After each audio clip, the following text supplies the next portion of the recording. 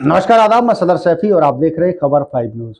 संसद का शीतकालीन सत्र समाप्त हो चुका है, लेकिन संसद की सुरक्षा में हुई चूक मामले में जमकर बवाल, सत्ता पक्ष और विपक्ष के बीच जमकर टकराव हुआ है। वहीं इस हंगामे के चलते संसद के दोनों लोकसभा और राज्यसभा के कुल 146 सांसदों को निलंबित कर दिया गया। ये सभी विपक्षी दल के सांसद थे। शुक्रवार को सदन की कार्रवाई समाप्त होनी थी, लेकिन इसे एक दिन पहले ही गुरुवार को समाप्त कर दिया गया।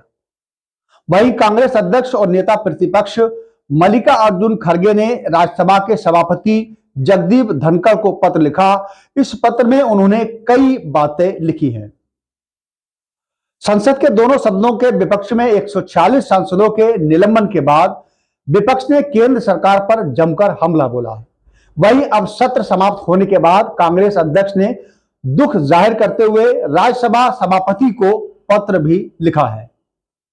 कांग्रेस अध्यक्ष में मल्लिकार्जुन खड़गे ने पत्र में लिखा है कि मैं आपका ध्यान इस ओर दिलाना चाहूंगा कि संसद की सुरक्षा के उल्लंघन के गंभीर मुद्दे को संबोधित करने के लिए राज्यों की परिषद या सभा के नियमों और प्रक्रिया में प्रासंगिक नियमों के तहत कई नोटिस प्रस्तुत किए गए थे।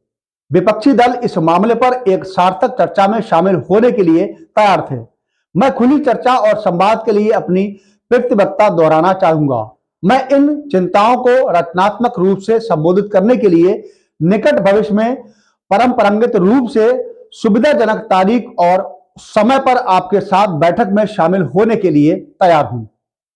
उन्होंने पत्र में आगे लिखा कि सुरक्षा चूक मामले पर चर्चा के लिए विपक्षी दल तैयार थे, जिससे इस पर एक सार्थक चर्चा हो सके। यह अफसोस की बात है कि इन नोटिसों को ना तो स्वीकार किया गया और ना ही मुझे नेता सदन के रूप में स्वीकार किया गया। पत्र में आगे लिखा है कि इस बात पर जोर देना जरूरी है कि विपक्षी दलों के पास स्पष्ट राय थी। इस मामले में गृह मंत्री सदन को अवगत कराएं। सुरक्षा में चूक एक गंभीर मुद्दा है।